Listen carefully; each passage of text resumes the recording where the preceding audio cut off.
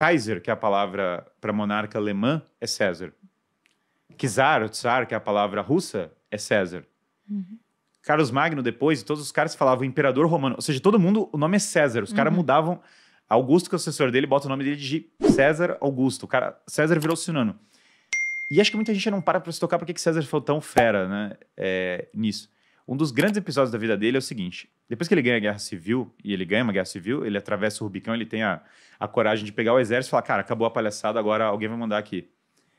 Não podia entrar com tropa em Roma. O Rubicão é um rio que tem na região que era um limite. Além dali, você não entrava com tropas. E aí, quando ele passou, ele falou uma frase que foi marcada para a história, que é Alia Jacta Est, a sorte está lançada, entendeu? Porque dali não tinha mais volta. Sim. Ele deu o passo. Quando ele dá o passo, ele ganha a Guerra Civil, ele vai derrotar Pompeu, que é o adversário dele. Ele tem uma baú com as cartas de todos os adversários. Em Roma, quando você pegava as cartas dos seus adversários, você fazia uma coisa chamada prescrição. Prescrição é um negócio que tem até no nosso direito atual. O que é prescrição? Você rouba todos os bens deles, você mata as pessoas ligadas a tudo isso e você distribui os bens deles para os seus amigos.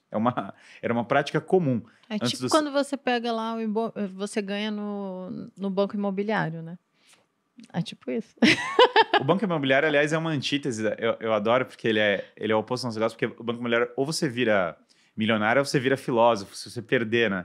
Então é maravilhoso, porque exatamente o trabalho que eu faço é para você ter os dois finais ao mesmo tempo do banco imobiliário, mas quando você fracassa, você vira filósofo. Então, muito curioso.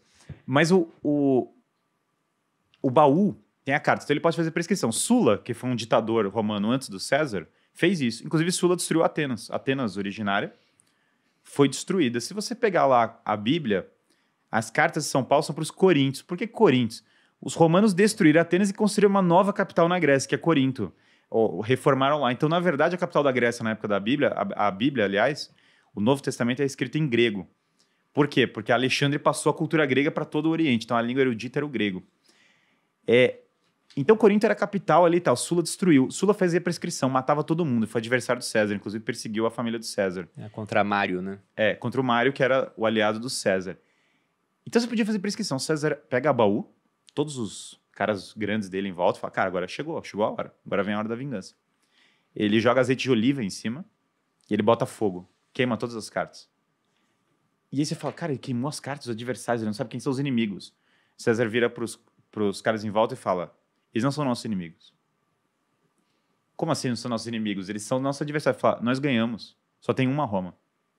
O símbolo em Roma é o Senado e o povo de Roma. Não tem mais divisão social, não tem mais uma briga. Unificou tudo. Não tem mais... Agora, o ponto todo, e isso é o imaginário do Alexandre, ele está pegando disso, é unidade. Unidade, na verdade, é o princípio do líder maduro.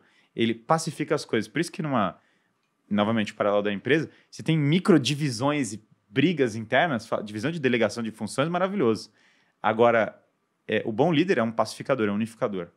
Quando César unifica o Império Romano, o que eles fazem os senadores em troca, em agradecimento ao perdão? Esfaqueiam ele. Nos Idos de Março, César é esfaqueado.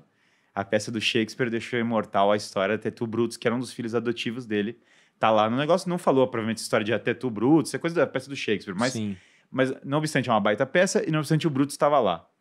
Por que eles matam ele todo mundo? Que é um assassinato coletivo, para falar que ninguém é o culpado individual. Todo mundo matou ele junto. Plutarco, ele tem uma coleção então muito interessante chamada Vidas Comparadas. Onde Plutarco era um historiador de origem grega, mas que vivia em Roma.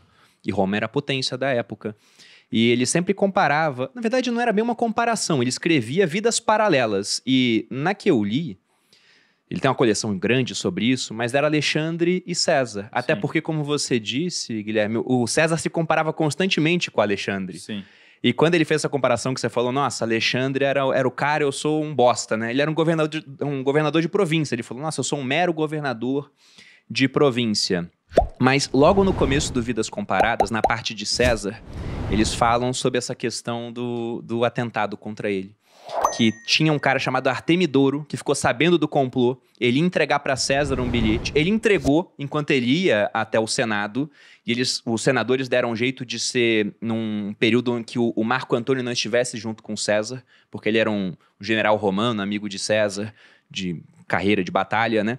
Que ele era muito forte fisicamente. Era tido como um touro.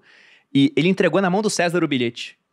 Aí ele completa assim, mas já naquela época... os homens ocupados não tinham tempo de ler os papéis importantes. Na verdade, não foi Plutarco, tá no prefácio do livro, agora eu lembrei. E ele tava com o papel na mão falando que ele ia ser morto.